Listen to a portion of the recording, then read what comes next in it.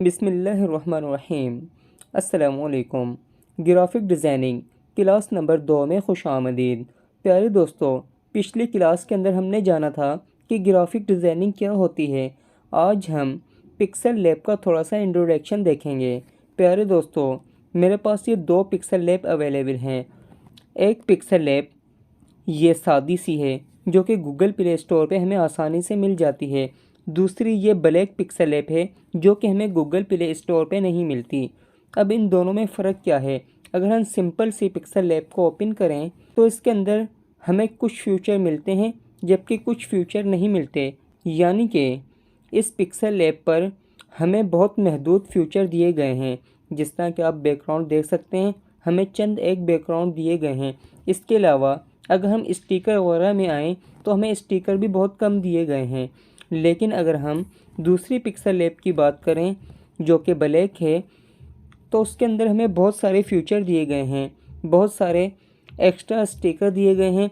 इसके अलावा और भी बहुत सारे ऑप्शन हैं जिन्हें इस्तेमाल करते हुए हम प्रोफेशनल डिज़ाइनिंग बना सकते हैं। ये आपको गूगल प्ले स्टोर से तो नहीं मिलेगी और गूगल से भी बहुत ज़्यादा सर्च करने के बाद ही मिलेगी। अगर आप मेरे ग्रुप के मेंबर हैं तो आपको ये पिक्सल ऐप हमारे ग्रुप से बआसानी मिल जाएगी।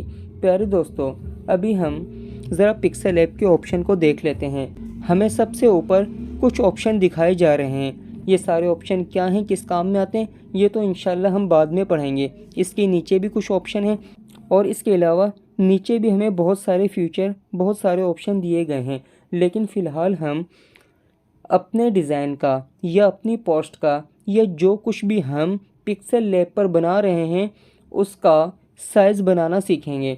साइज़ बनाने के लिए ऊपर आपको 3 नुक्ते नज़र आएंगे जिसे हम 3 डॉट भी बोलते हैं। आपने सिंपल इस पर क्लिक करना है। इस पर क्लिक करने के बाद हमें बहुत सारे ऑप्शन दिए जा रहे हैं।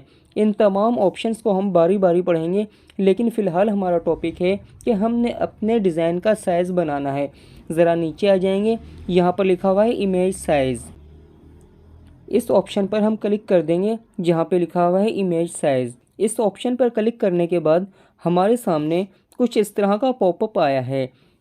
यहाँ पर लिखा हुआ है प्रीसेट कस्टम। इसके अंदर भी बहुत सारे साइज़ पोशीदा हैं जो कि हम अभी देख लेते हैं। प्रीसेट कस्टम पे क्लिक कर देंगे। सबसे ऊपर लिखा हुआ है कस्टम। कस्टम का मतलब होता है यानी कि जो साइज़ हम खुद बनाएंगे। उसके बाद लिखा है स्क्वायर। उसके नीचे लिखा है प्रोफाइल पिक्चर। प्रोफाइल पिक्चर वो होती है जो कि हम फेसबुक, इंस्टाग्राम, ट्विटर वगैरह पर लगाते हैं। उसके नीचे लिखा हुआ है यूट्यूब चैनल बैनर, यानी कि अगर आपका यूट्यूब चैनल हो तो उस पर एक बैनर लगाना होता है, उसके लिए ये साइज़ है। उसके नीचे है यूट्यूब थंबनेल, यूट्यूब की वीडियो पे थंबनेल लगता है। उसके नीचे है Facebook cover art, Google plus और ट्विटर वगैरह।